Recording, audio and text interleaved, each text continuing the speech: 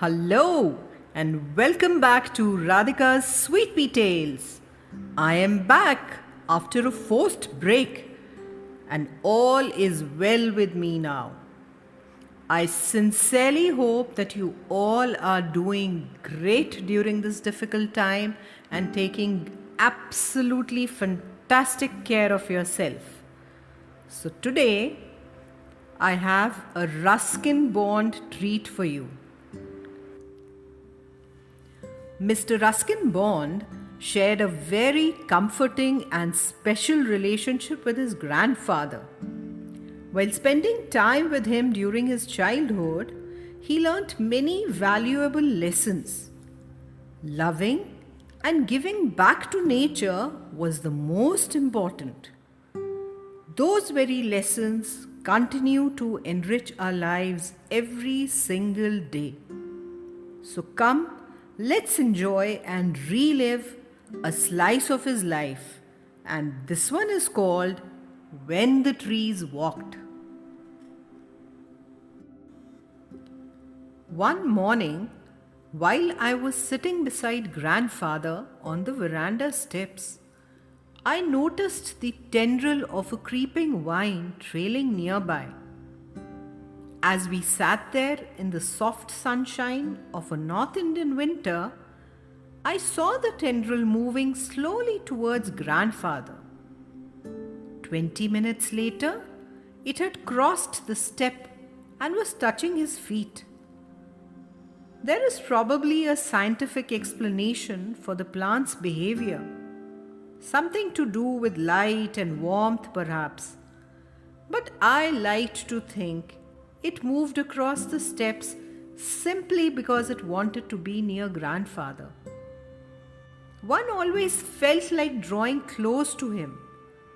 Sometimes, when I sat by myself beneath a tree, I would feel rather lonely.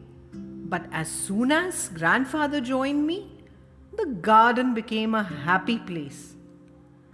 Grandfather had served many years in the Indian Forest Service, and it was natural that he should know trees and like them.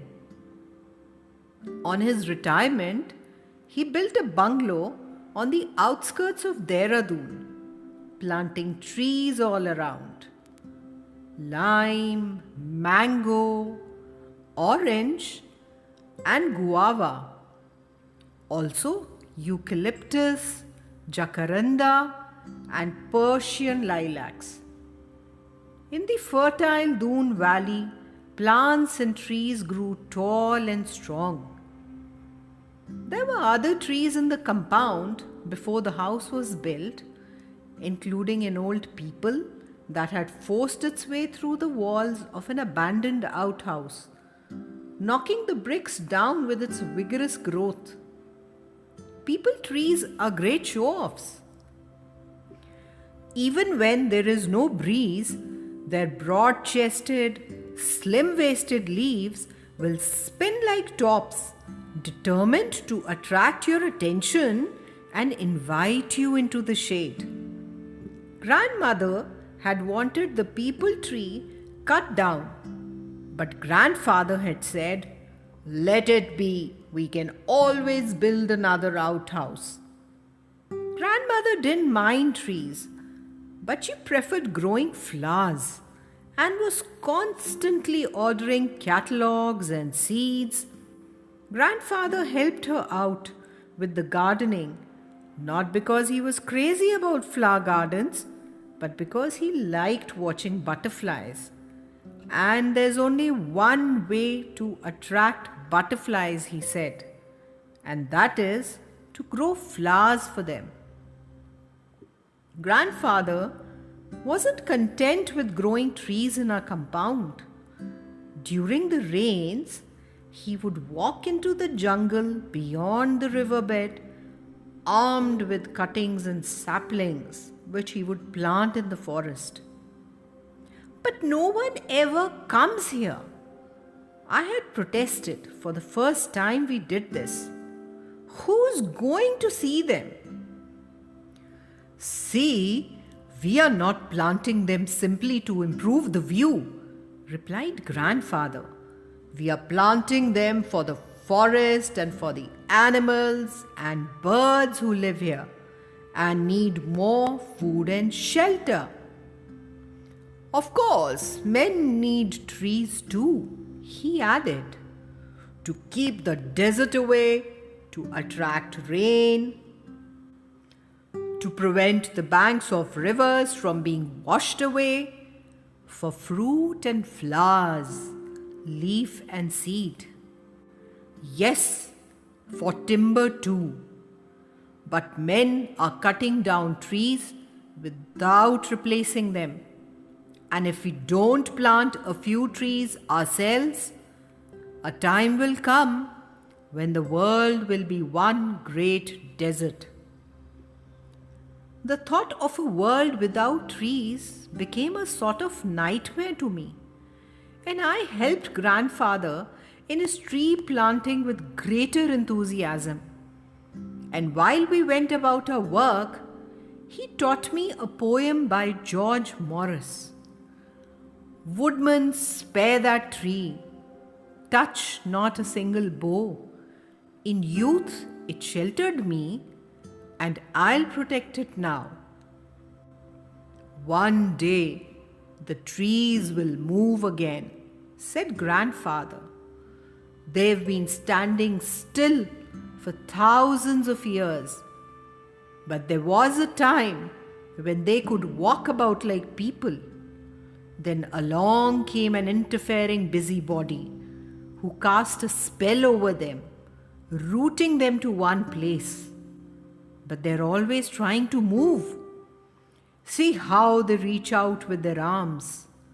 And some of them, like the banyan tree with its traveling aerial roots, manage to get quite far. We found an island, a small rocky island in a dry riverbed. It was one of those riverbeds so common in the foothills which are completely dry in summer but flooded during the monsoon rains. A small mango was growing on the island. If a small tree can grow here, said Grandfather, so can others. As soon as the rains set in, and while rivers could still be crossed, we set out with a number of tamarind, laburnum, and coral tree saplings and cuttings and spent the day planting them on the island. The monsoon season was the time for rambling about. At every turn there was something new to see. Out of the earth and rock and leafless boughs, the magic touch of the rains had brought life and greenness. You could see the broad-leaved vines growing. Plants sprang up in the most unlikely of places. A peepal would take root in the ceiling. A mango would sprout on the windowsill. We did not like to remove them, but they had to go if the house was to be kept from falling down. If you want to live in a tree, that's all right by me, said Grandmother crossly. But I like having a roof over my head, and I'm not going to have my roof brought down by the jungle. Then came the Second World War, and I was sent away to a boarding school. During the holidays, I went to live with my father in Delhi. Meanwhile, my grandparents sold the house and went to England. 2 or 3 years later, I too went to England and was away from India for several years. Some years later, I returned to Dehradun. After first visiting the old house, it had not changed much. I walked out of town towards the riverbed. It was February. As I looked across the dry watercourse, my eye was immediately caught by the spectacular red blooms of the coral blossom. In contrast with the dry riverbed, the island was a small green paradise. When I went up to the trees, I noticed that some squirrels were living in them, and a quail, a crow pheasant, challenged me with a mellow, "Who are you? Who are you?" But the trees seemed to know me. They whispered among themselves and beckoned me nearer. And looking around, I noticed that other smaller trees, wild plants, and grasses had sprung up under their protection. Yes, the trees we had planted long ago had multiplied. They were walking again. In one small corner of the world, grandfather's dream had come true. My dear sweet peas, coexisting with nature is very important to our future. Even modest changes to our life can make a vital difference to the wildlife around the world. We can transform the health of this planet and our lives because it's interconnected in deep and surprising ways. So, to thrive in the future, now is the crucial moment. So, plant today for your tomorrow. Take care, stay safe till we meet again. Bye bye.